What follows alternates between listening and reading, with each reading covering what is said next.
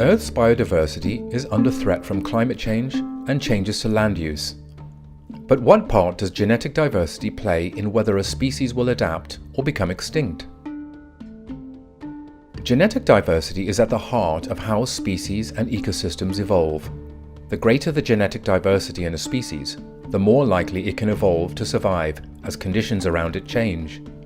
Scientists look at the genetic diversity found in mitochondria within cells to get an idea of the genetic diversity found within a species overall.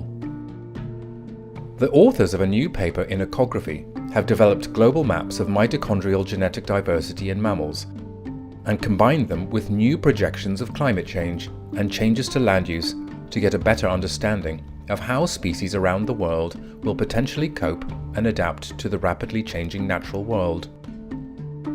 They found that genetic diversity was highest within species in the tropics and fell moving towards the poles.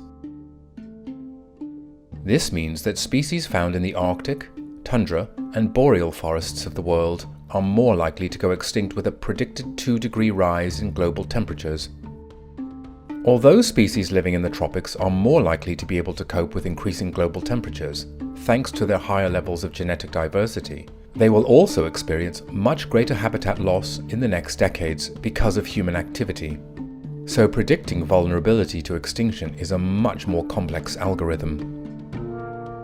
This new research takes us a step closer to understanding species' vulnerability to environmental change and represents an opportunity for the Convention on Biological Diversity to include genetic diversity as a key measure to guide conservation policies in the face of environmental change.